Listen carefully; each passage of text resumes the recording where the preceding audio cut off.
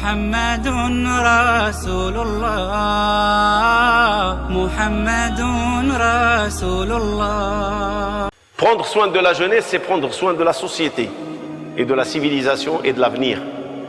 L'avenir de toute communauté et de sa civilisation, c'est à travers la jeunesse. Et quand on néglige la jeunesse, on ne l'encadre pas, on ne se préoccupe pas et on laisse les jeunes faire comme ils veulent, bonjour les dégâts. On est forcé. Et l'islam, il nous demande de s'investir dans la jeunesse. Car le prophète sallallahu alayhi wa sallam, quand il a été soutenu par les jeunes. Si l'islam nous dit faites de la jeunesse une préoccupation de guidance, une priorité pour l'intérêt de la communauté humaine entière et non pour la communauté musulmane seulement, pour la communauté entière humaine. Autant que Satan aussi voudra récupérer cette jeunesse musulmane et on fera un outil de dégradation dans la société et un outil de délinquance humaine. Et c'est ce qu'il fait actuellement. Concernant les musulmans, pour vous donner un exemple de l'importance de la jeunesse musulmane dans l'évaluation d'une situation et plutôt d'une civilisation et d'une population, mais à votre avis, c'est quoi le thermomètre à travers lequel il mesurait la température de la communauté musulmane en Andalousie? C'est à travers la jeunesse musulmane. Elle fait quoi? C'est quoi ses activités? Et comment il passe sa journée? Une étude. Il envoyait des yeux, des espions, qui avaient le regard sur le comportement de la jeunesse. Et quand on voyait la jeunesse, elle est dans les universités, en train d'étudier. Et quand on voit la jeunesse se réveiller al-Fajr pour aller prier, et quand on voit la jeunesse se débattre de sujets de science et de savoir comment progresser en islam, pas dans la religion, dans la vie, ils retournaient, les rapports sont négatifs. Ils sont éveillés. Ils sont éveillés. Les musulmans sont encore éveillés. Jusqu'au jour où les rapports commencent à tomber. La jeunesse, il a abandonné les universités. La jeunesse, il a abandonné les mosquées. La jeunesse, elle est dans la poésie et les habits, les chichis.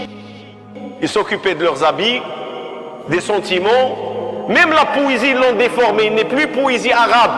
Il est devenu une poésie de chant, avec des refrains. Ils ont déformé la poésie. C'est un signe de faiblesse de la langue arabe.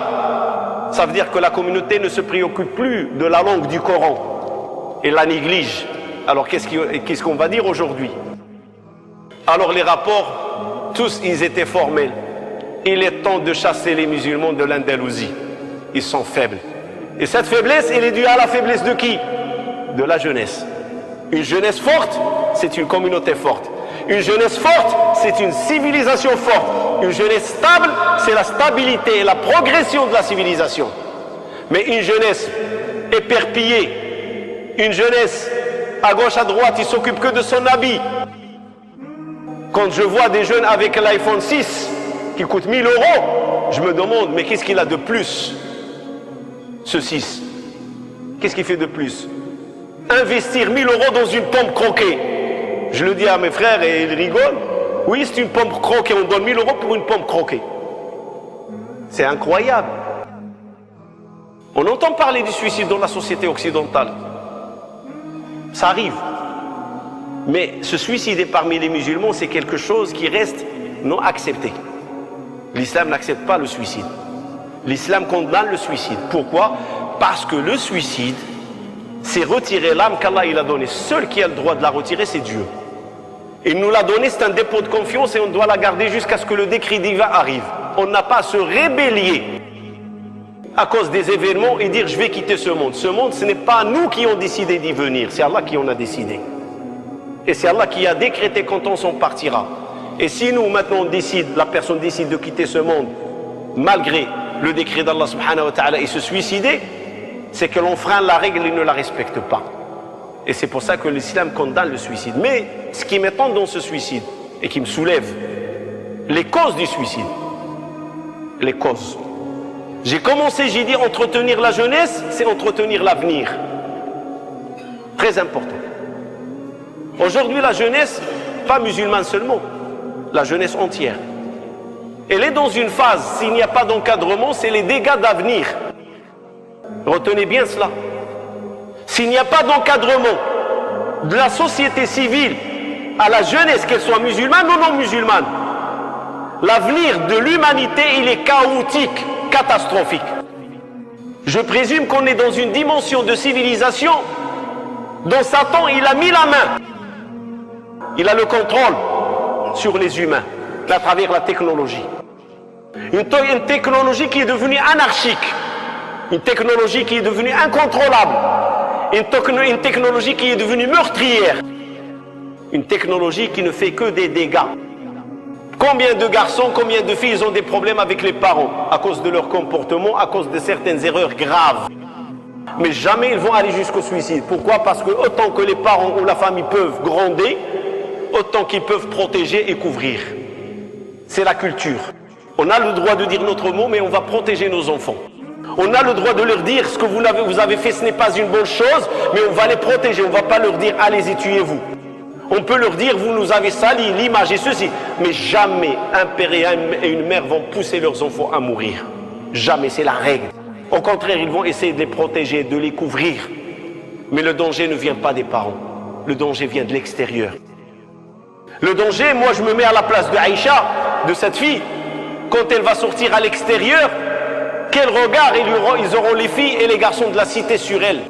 Étant donné que les réseaux sociaux aujourd'hui sont devenus un moyen de dévoiler la vie intime des gens.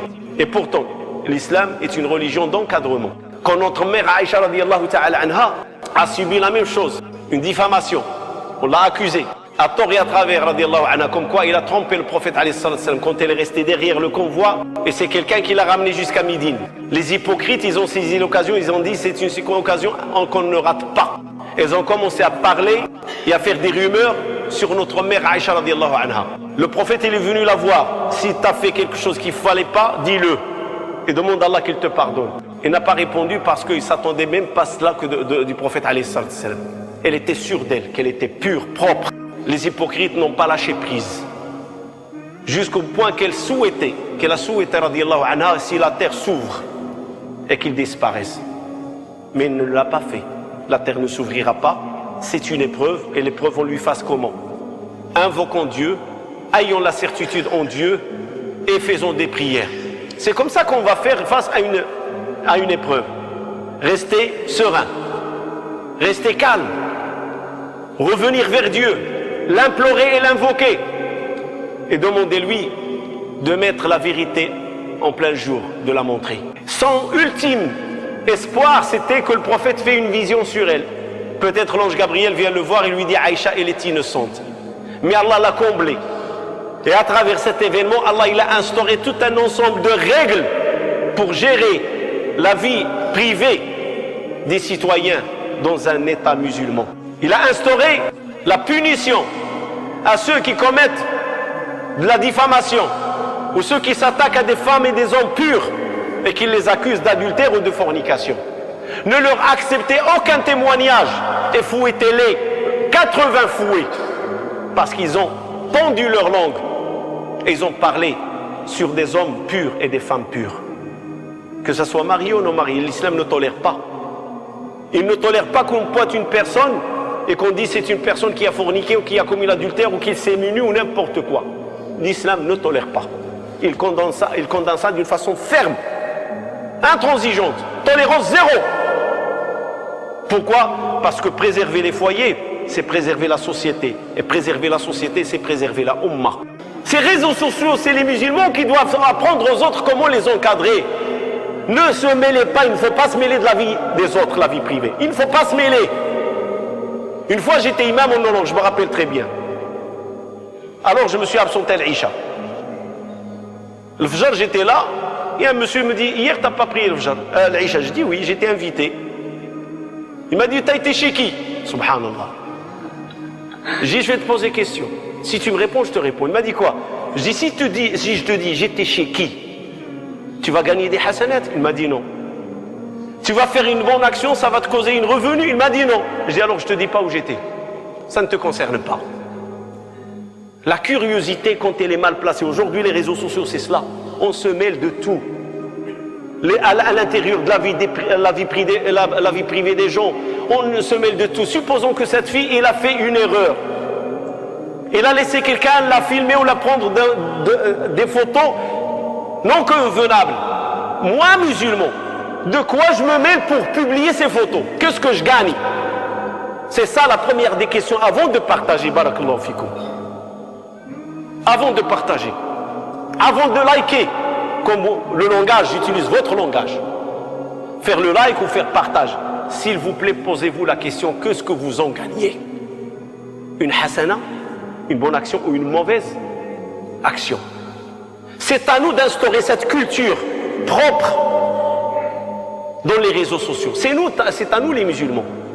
Et il faut qu'on la réponde. On ne partage que ce qui est utile, une information, un événement politique. Mais quand il s'agit de la vie intime des gens, quand il s'agit des erreurs, on ne partage pas. Parce qu'on est dans un monde qui est devenu comme un village. Vous partagez ici, vous publiez ici, l'information tourne dans le monde à travers la filière. Vous avez des contacts et les contacts, ils ont des contacts. C'est comme un nid d'araignée. Ça part dans le monde entier, à gauche, à droite.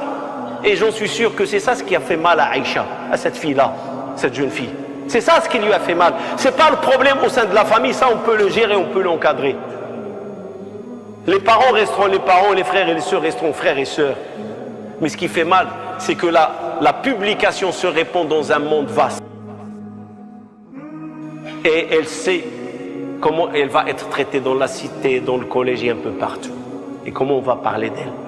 Alors il n'a vu qu'un seul choix. Au lieu d'assumer, au lieu de revenir vers Dieu, au lieu de demander pardon, au lieu de s'adresser aux autorités, il a fait le geste qu'il ne fallait pas.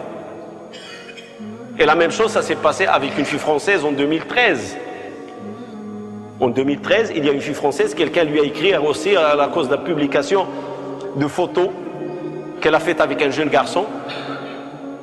Et quelqu'un lui a dit, tu ferais mieux de te pendre. Et c'est ce qu'elle a fait, cette fille-là. C'est ce qu'elle a fait. Elle s'est pendue et il a écrit un petit mot, il a dit, vous étiez trop loin. C'était son dernier mot.